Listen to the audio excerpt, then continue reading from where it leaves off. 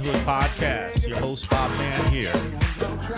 Provider, protector, procreator, promise keeper. You know I gotta have my hype music playing there in the background. My brother's gonna jam a little bit of gospel music for us today. I got a guest here with us. Very unique brother. Has always been very determined in everything that he does and everything that he has done. Has a unique experience with his own father and someone I deem as an excellent father himself. I want to introduce you to my brother. You can call him Brother Frank Davis. Brother Frank Davis, say hi to the folks, Frank. Hello, everyone. So, Frank, we talked a little bit pre-production meeting, and you told me something pretty unique. You said you had 3 fathers. Yes, sir. Okay. Yes, sir. Explain to everybody what do you mean by 3 fathers, and what significance do they have in your life? 3 fathers is 3 father figures that have poured into you and taught you, and you've gleaned from. And so, for me, my coming about is probably a little different. I am the youngest of 4.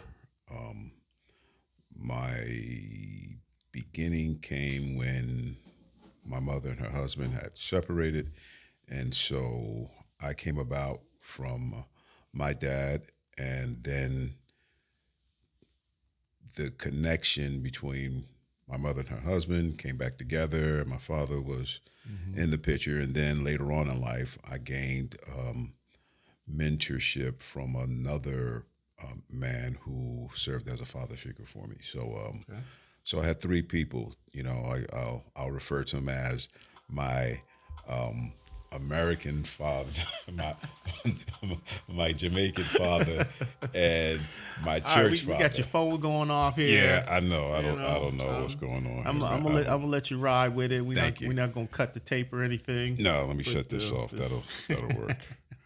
But yeah, so for me, having had the experience of having multiple viewpoints to look at, you know, and then I'll move to say that my mother raised me and my siblings. My fathers, none of them were ever in the home. So, you know, my dad, Frank Davis, people think I'm named after him. I'm not actually named by one of my aunts, but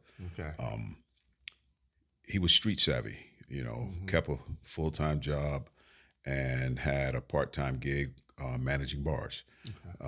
My biological father, as it were, my Jamaican father, hard work ethic, lived in Connecticut, which is where I'm actually born, up in Hartford. And I learned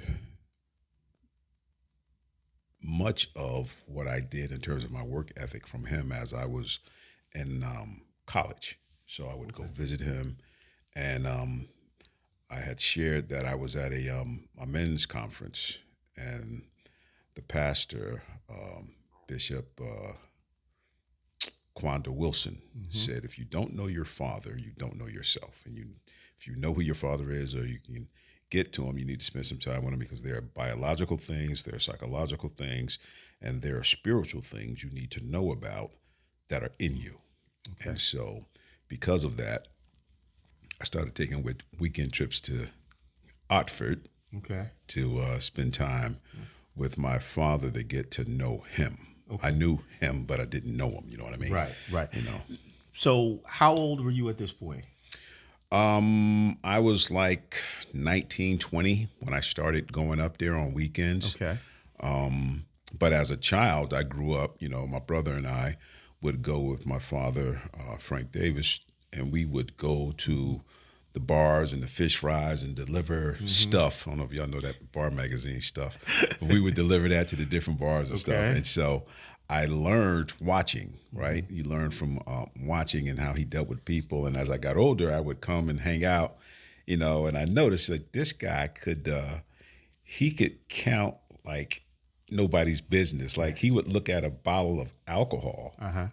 he would know how many shots you're supposed to get out that bottle of alcohol. He would check the till and then go see the barmaid and say, "You owe me some money." That's how good he was. Okay. And I'm like, "But that's a lot of bottles up there, Dad." Yeah. He'd be like, no, she short me. Based on this size bottle, this is what a shot costs. It should be this many shots. It means it should be at least that much money in the till. Okay. Now, did you pick up any of that? No, sir. You liar.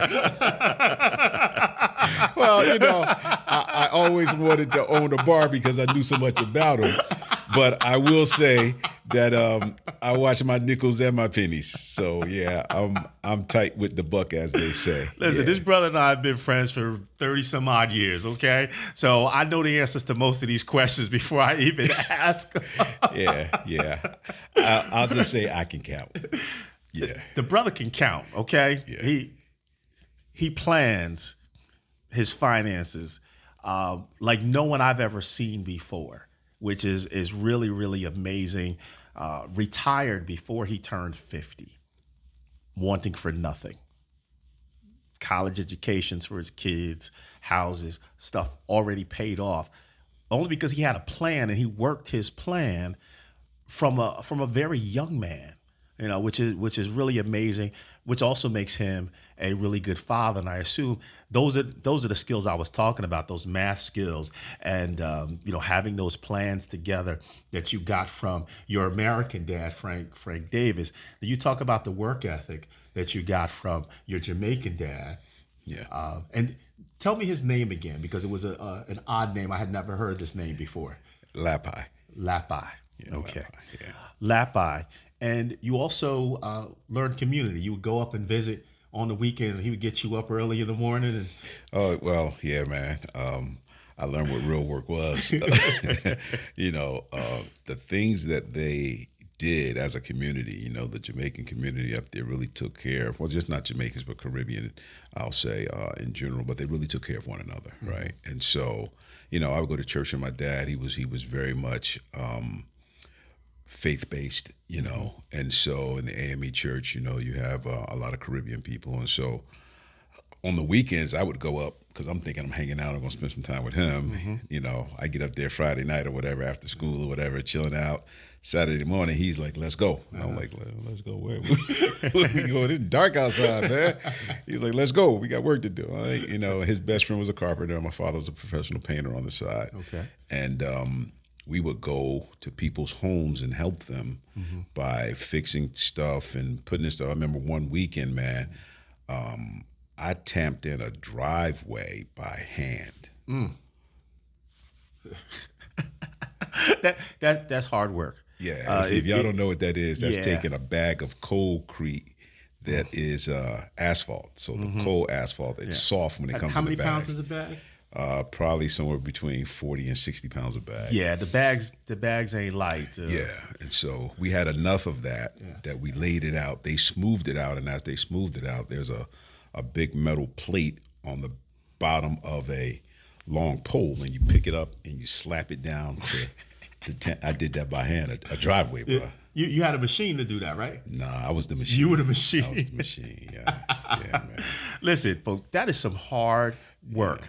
I have a lot of skills: carpentry, electric, HVAC, plumbing, all kinds of stuff. I could probably build a house from scratch. Two things I do not want to do because I just don't have the patience for it, and my back ain't strong enough to do it. I'm not afraid to admit it. Yeah. One is painting. I just don't have the patience to paint. A good painter, he tapes everything off, does the trim work, and it looks great. And the details are important, and I'm not that person. Wait a minute. A good painter? Yeah. Don't use tape, bro. See, I don't even know. I don't even know what a good painter is, but the details are important. Yes, sir. Okay. The other thing I would not do is the concrete work, because everything with concrete is heavy. The blocks, the mortar, everything is heavy, and I don't want to mess with it. And that's the same thing he's doing with the driveway. So you learn that from your Jamaican dad. Now you mentioned a third dad. Yes. Okay. Bill Major was my third Deacon dad. Teddy Bear. Yeah. And I met him when I was about 27. Okay.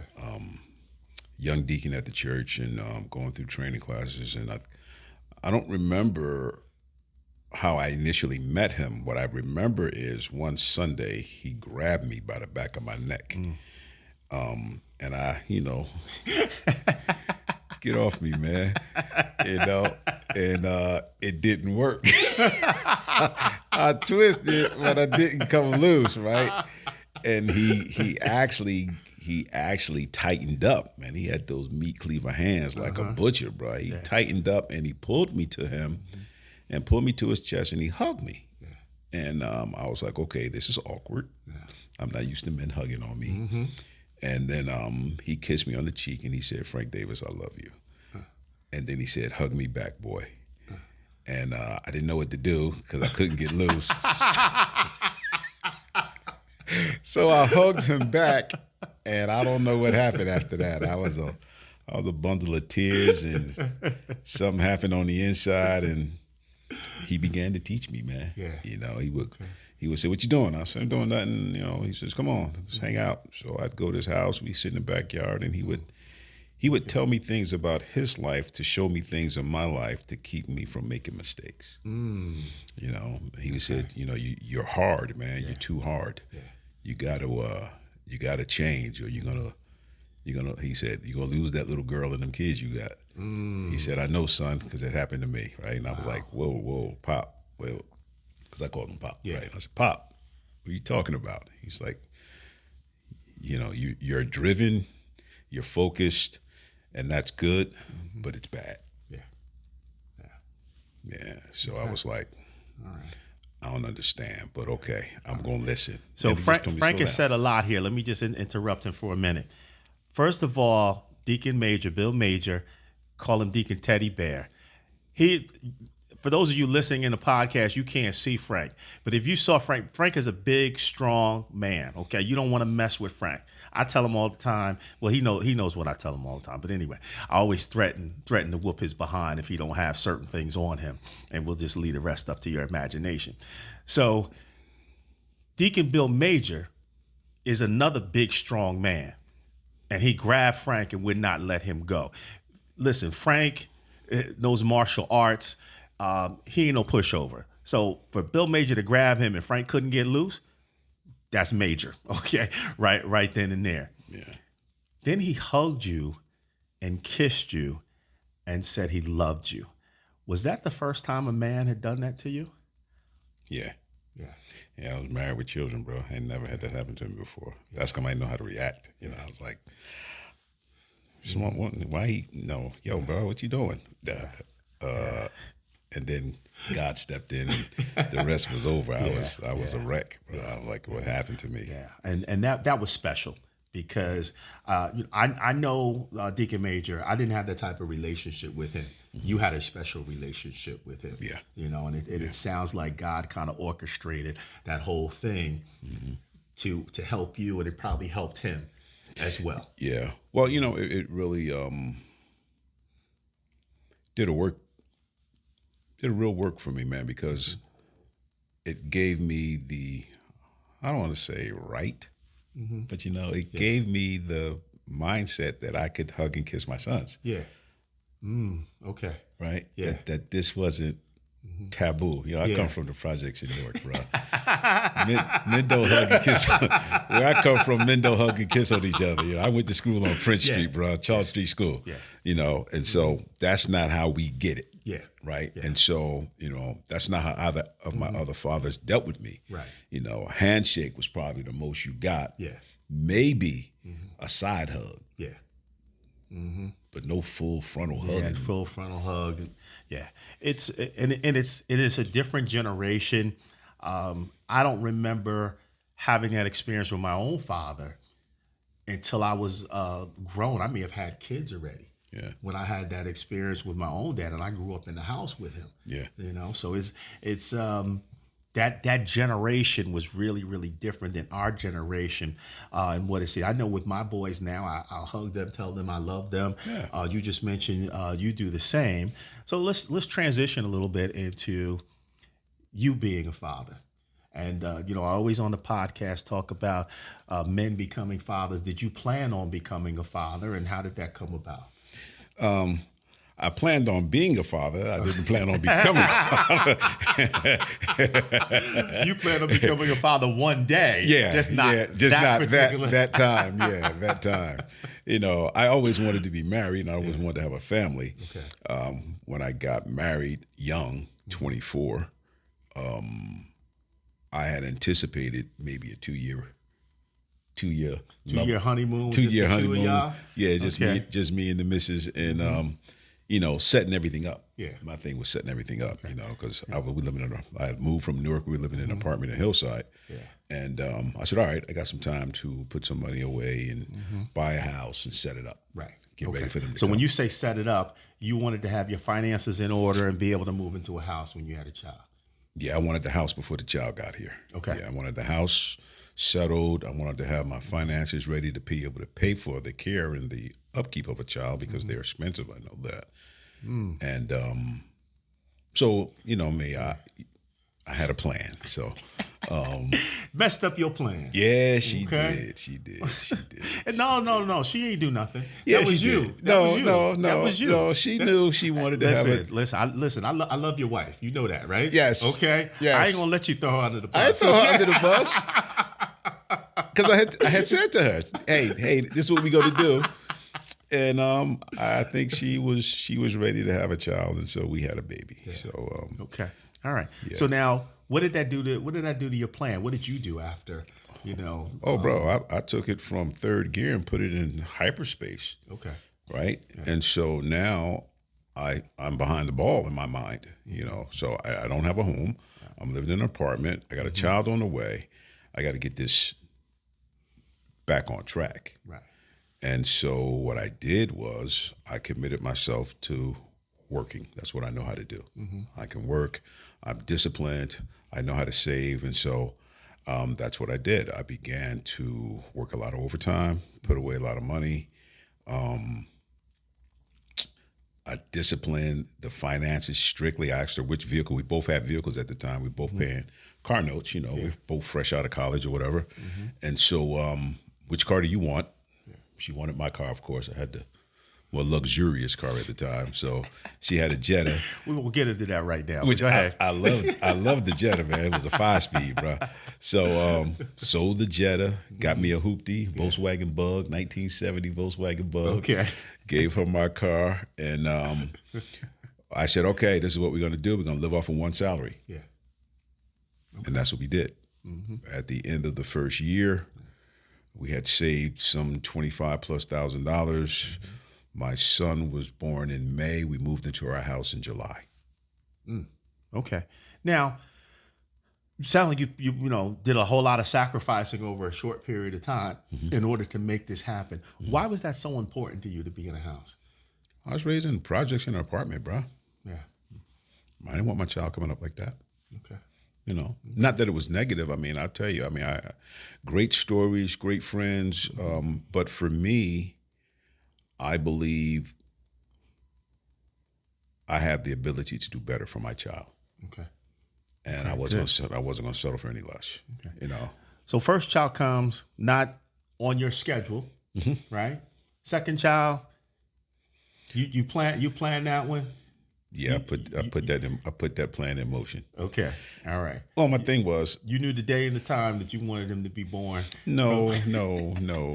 I knew that I wanted my children to grow up together. Okay, and so I didn't know how quick it was going to happen, but I knew that I wanted them to be in close proximity, like no 4 or 5 year wait. Nah, right. Maybe a year or two. Okay, right. All right. And how far apart are they? 13 months. Okay. 13 months apart. So you got, and this is 2 boys. Yes, sir. Okay. Yeah. You got the 2 boys, and then what? And then I was good for 5 years. Yeah. They got up to size and I could play with them, and we would bump around the house, and my wife said that they had gotten too rough, you know, because they were just hard boys. I'd throw them across the room into a couch, man. They roll down laughing and come back running at me. You know, those my sons. So she said one day it wasn't fair, and I said, what are you talking about? She says, not fair that you have 2 sons and I don't have a daughter. And I was like, I got nothing to do with that. That wasn't my doing. What are you talking about?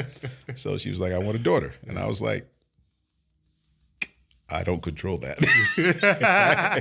So I conceded, I'm a reasonable person. I said, listen, I will go for 3. I don't want to have 4. Okay. That's expensive because I got to put them through college. All right. And I don't want to be an old man raising kids. That? You know I got 4 kids, right? I said I didn't want to have 4. I didn't say that about you. Yeah, because you were the one teasing me, right? Right? You remember that, right? So I've talked about this on the podcast before, and I never used the brother's name. This is the brother who his 2 sons were in the back of the pickup truck, and they were crying, making noise as I'm standing in the window talking to him. And he snapped his fingers and said, suck it up. And then boy said, and sucked it up. Now, 5 years later, when the princess came along, all right, she starts fussing. She got my man wrapped.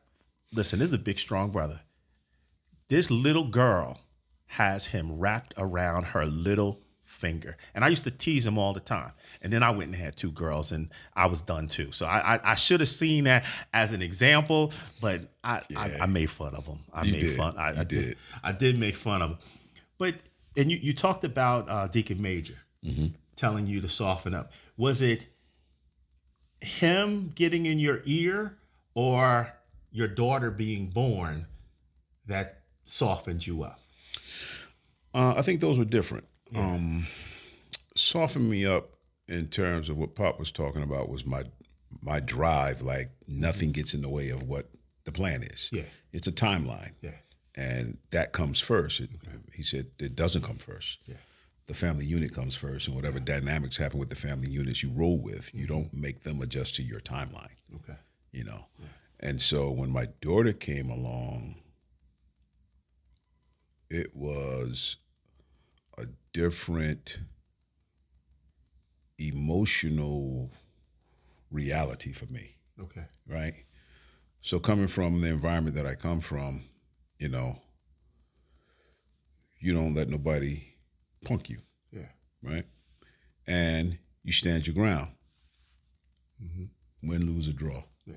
Right? Yeah. So that's how I was raising my sons. Yeah. Listen, you're 100% man. Yeah. I know you're a boy, but I'm teaching you what manhood is all about. Right? You look, you survey, you take your time, you plan, you execute, you don't let nobody stop you from executing. Right? My daughter comes along,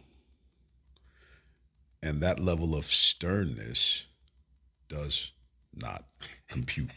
It don't work. And I'll give you an example. Same scenario, right? She's in the back seat, la da da da yada yada yada yada yada, right? She getting louder and louder. Yeah. I'm like, okay, baby. Yada yada yada yada yada yada yada. I turned and I called her name. Yeah. Bucket of tears. Uncontrollable crying. And I looked at my wife, and she looked at me, and she said, you can't talk to her like that. I said, all I did was call her name to tell her to stop. She heard me saying, she goes, you can't use that tone with her. Yeah. All you need to do is give her a look and let her see your eyes. She'll stop. You don't need to call her name. Yeah. So I was like, okay, this is something new. You're a girl dad now. Yeah. And what's interesting is my daughter is a daddy's girl. She grew up. Are you surprised?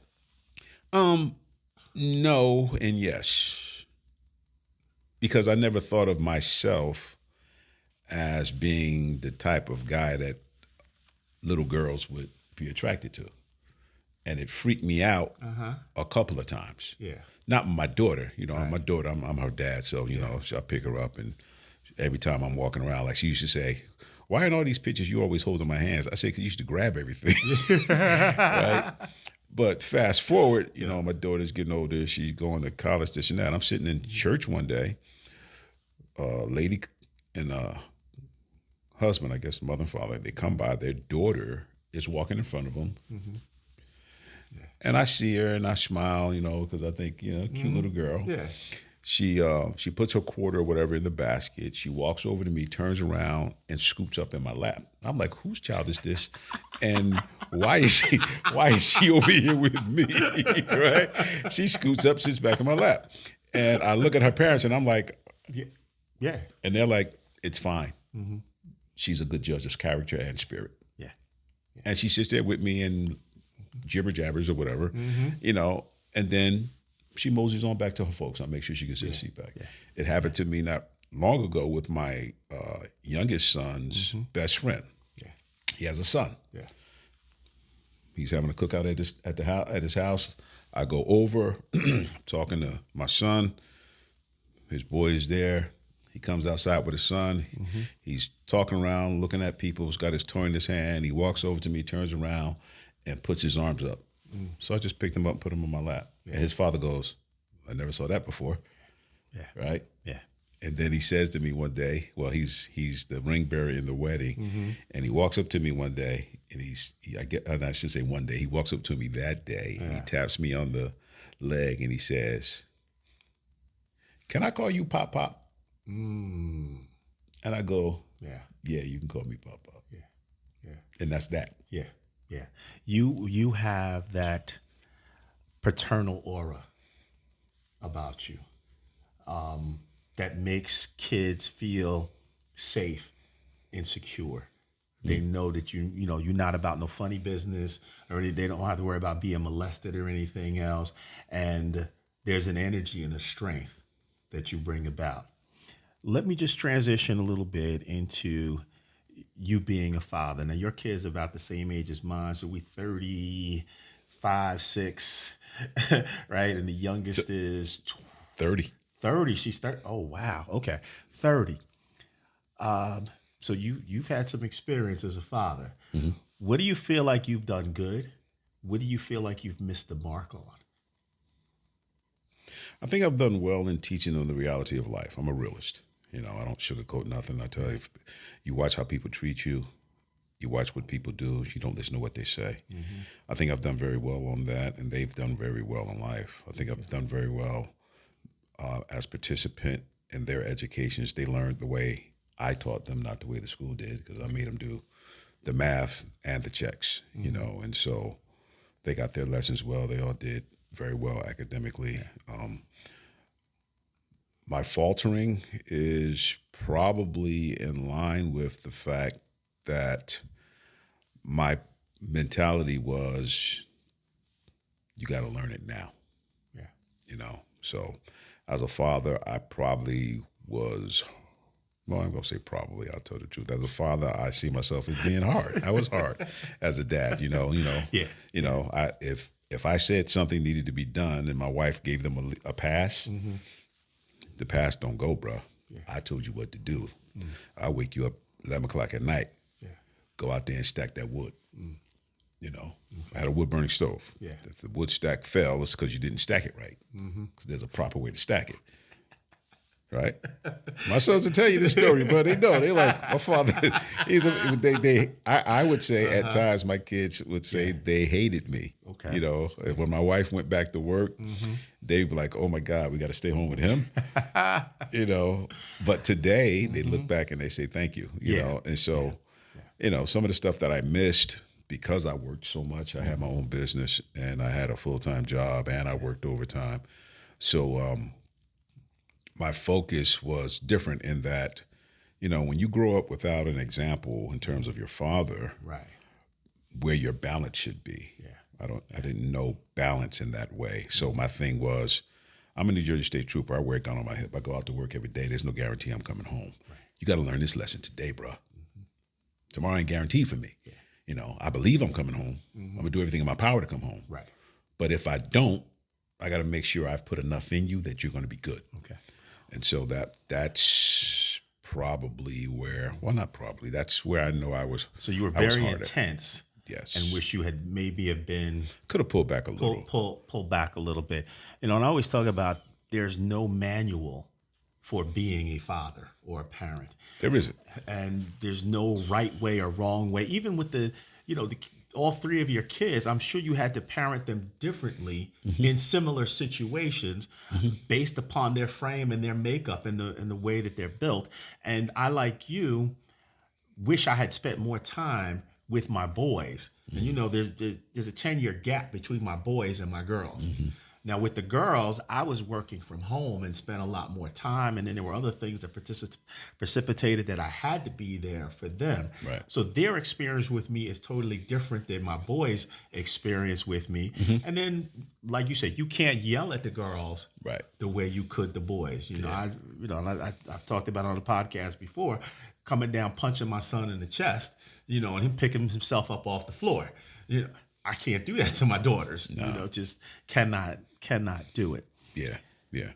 Let's wrap up with this. Anything that you want to add? Maybe something that you wish you had a mulligan for that you could have done over with your kids. Done over? I don't know. You know, I believe that everything that happens for a purpose and happens for a reason. So I look at, you know, I'm listening to what you said, and I'm looking at the timeline in my life between my boys and my daughter. You know, I had my boys in my 20s. I had my daughter when I was 31, right? So I was in a different place financially too with my daughter, you know. So I actually had moved to another house, right? Because things were changing. You know, I had my mom and my dad living with me at the time. But when I look back on it, I go, it was good. Yeah. It was good. I mean, even when I left the home I was in and moved to another home with just me, my wife, and my daughter, and I left my sons living with my dad in my other house, right? They were college age at that time. Right? Monet was still in high school. Right. So you got to come with me. Yeah. You know, but the boys are good. Yeah. You know, they driving, taking care of business. And, you know, I had got them to the point where I could say, hey, one of the tenants move, get the keys to the building, go take care of that apartment. Okay. Right? Right. So when I look back on it, you know, I mean, I would love to have spent more time with my boys in my early years, but those were the foundational years. That's what my oldest son name means fruitful, Ephraim, right? And he was born during the years of my work. I was building it. So when I look at it, I can't say that I would change it. I'm grateful that the word is true. All things work together for the good. Yes, they do. Yeah. And those that love the Lord and call according to his purposes. Yes, sir. So that does it in terms of how I look at it. You know, and I'm grateful that I have great relationships with all of them today. I mean, both of my sons are married. My daughter's not. But, you know, my friends say, that's going to be a hard sell, bro. So she is like you. She taking no pussies. I pity the fool. Yeah. That comes and says, can I have your daughter's hand in marriage? Matter of fact, call me. I want to be there for that. Listen, I'm feeling bad for the brother now, okay? Listen, I know your daughter is like my daughters. My daughter was dating this dude, and she was thinking about bringing him home. And she calls me up and is like, Dad, don't interrogate him. Don't ask him, is he in school? Is he working? What he's doing? What his intentions are? And I'm like, so what am I supposed to talk to him about? The weather? And the more she thought about it, she ended up breaking up with the dude because she was like, he ain't no good. And had no business being with him at all. So, and I always say, fathers, we set the standard. Yes, sir. For our daughters and their mates. Yeah. And that person's gonna have to live up to the standard. And and Frank, listen, first of all, you're a great man. There aren't many people that I look at and admire. I brag about you. I talk about you to other people, whether I call your name or not, okay? And tell them the things that you've done, that you always had a plan and everything else.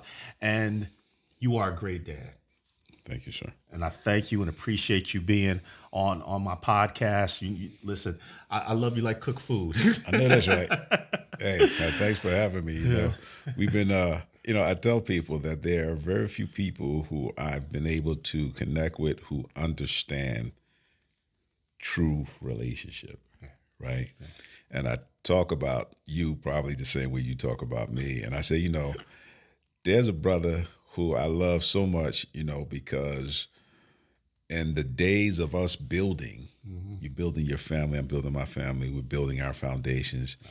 I said there was one person who understood what bartering was. Yeah. One, right? I talk to brothers, right? I tell, and I won't call them names. There was a brother who fashioned himself as an electrician, went to the church, and I go, hey, black brother, I'm gonna give him some business. He comes to my house, and I said, listen, all I need you to do is to really just connect the wires. I'll do all the work, man. Just run the Romex because I don't mess with switches, right? He goes, yeah. I said, you understand? I'm telling you, I do contract work, bro. Painting, sheetrock, carpentry. I do all of that. All I need you to do is connect the wires. Right. All I want him to do is connect a switch in the wall, make an outlet hot, and roll the Romex for the light. Yeah. I've already opened everything up. He tells me $600. And I looked at him and I said, I did say to you I do contract work, right? So I said, you know what? I appreciate you, man, as I showed him the door. Right? This brother, tells me, give him the address. I give him the address. I call him up. Yo, what time you going to do it? He goes, oh, I'm here now. I'm taking care of it. Okay, what I owe you, man. Don't worry about it, Frank. I'll call you if I need something. That's this dude, right? And I go like, what? He goes, we good, man. Don't worry about it, right? And sure enough, one of my skill sets, he called up. I got you, bruh. There you go. And we've done that back and forth. Listen, I don't understand the rest of these dudes, man. I don't. That's family. That's community. It's a level of respect and just mutual giving. It's not always about money.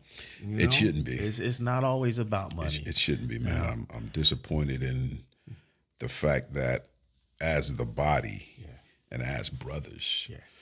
I remember we used to get together and do stuff and just take care of stuff because it needed to be taken care of, right? Yep. I try to foster that today. Brother, like, guy just called me from Golden Metal, told me to put a new sink in, it's going to be $500. I said, to put a faucet in? Yeah. I said, when you got some time, bro? You got that faucet? He goes, yeah. I said, all right, I'm going to show you how to put it in, but there's a requirement. He goes, what I owe you? You don't owe me nothing. You got to show somebody else how to do it. There you go. Pay it forward. I didn't charge you a dime. Pay it forward. You don't charge them a dime. You show them how to do it. Pay it forward. Listen, I'm gonna wrap this up. His phone is ringing again. Listen, thank you all for listening to the Manhood Podcast. You can watch us on YouTube at Manhood Podcast, or you can listen wherever you get your podcast from, Apple Podcasts, Spotify, iHeart, wherever you get your podcast from. Listen, thank you again for listening. Hopefully this will help you as a father, help you to understand a father, help you to understand that man in your life who may have fathered your child.